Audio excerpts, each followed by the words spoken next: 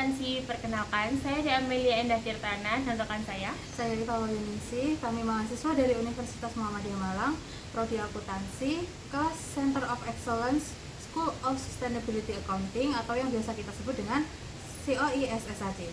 Nah, di sini kami akan mengajak kalian membahas terkait green accounting, saatnya uang dan alam berjalan seiringan. Apa sih green accounting itu? Selama ini laporan keuangan hanya berbicara terkait laba dan rugi. Nah, tetapi bagaimana kerugian lingkungan yang diakibatkan dari perusahaan itu? Nah, dari sinilah green accounting mulai dilakukan. Green accounting adalah sistem akuntansi yang mengintegrasikan dampak lingkungan ke dalam laporan keuangan. Tidak hanya mencatat terkait pengeluaran dan pemasukan, tetapi juga terkait biaya pencemaran, pengelolaan limbah, dan pemulihan lingkungan. Sekarang kita masuk pada kenapa green accounting itu penting. Nah, sekarang coba bayangkan di sebuah perusahaan yang setiap harinya menghasilkan limbah berbahaya. Namun limbah tersebut tidak diolah dengan cara yang baik dan benar. Limbah tersebut langsung dibuang ke sungai dan tanah tanpa memikirkan dampaknya. Nah, secara finansial laporan keuangan mereka itu sangat mengesankan dari segi laba yang besar, efisiensi yang tinggi, lalu biaya operasional yang ditekan seminimal mungkin. Namun di balik angka-angka tersebut ada kenyataan bahwa limbah yang dibuang ke sungai dan tanah tersebut akan berdampak pada lingkungan dan masyarakat sekitar. Nah, inilah mengapa green accounting itu penting. Green accounting sendiri memaksa perusahaan untuk melihat lebih dari sekedar keuntungan finansial dengan menghitung biaya lingkungan dari setiap langkah bisnis mereka. Nah, dengan begitu perusahaan bisa tanggung jawab secara menyeluruh, tidak hanya terhadap pemegang saham, tetapi juga terhadap bumi dan generasi masa depan. Oke, lalu gimana sih cara perusahaan menerapkan green accounting? Apakah cuma soal mencatat biaya limbah? Nah, ternyata lebih dari itu. Nah, green accounting diterapkan dengan cara, untuk yang pertama, mengidentifikasi aktivitas perusahaan yang berdampak pada lingkungan, seperti produksi limbah B3, emisi gas rumah kaca, dan penggunaan energi berlebihan. Untuk yang kedua, mengukur biaya yang timbul dari aktivitas tersebut. Misalnya, biaya pengelolaan limbah, pemantauan kualitas lingkungan, atau kompensasi kepada masyarakat yang terdampak.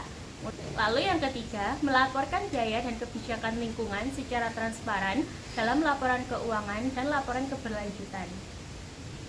Oke, sebagai contoh, ada sebuah hotel yang menghasilkan limbah, bahan berbahaya, dan beracun. Dalam sistem green accounting, biaya untuk mengangkut, menyimpan, dan memusnahkan limbah itu akan dimasukkan ke dalam laporan keuangan. Bukan disembunyikan, tapi dijadikan bukti komitmen terhadap lingkungan. Nah, supaya green accounting bisa berjalan dengan baik, tentu ada prinsip-prinsip yang harus dipegang. Yang pertama ada prinsip pencegahan.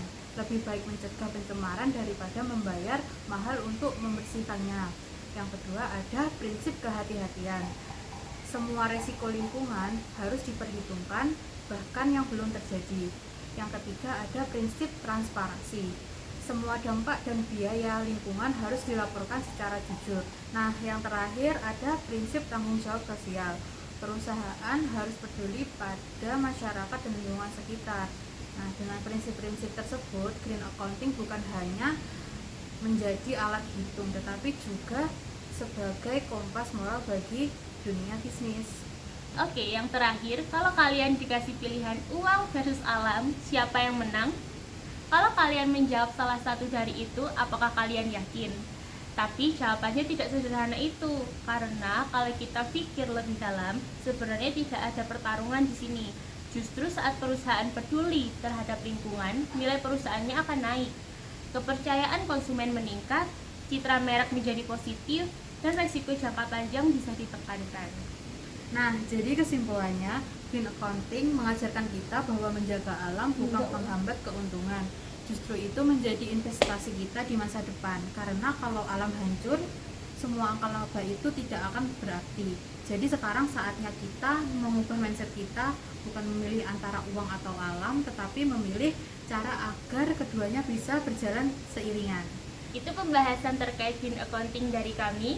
Semoga kalian mendapat ilmu dan bermanfaat untuk kalian. Sampai jumpa lagi. See you next video. Bye bye.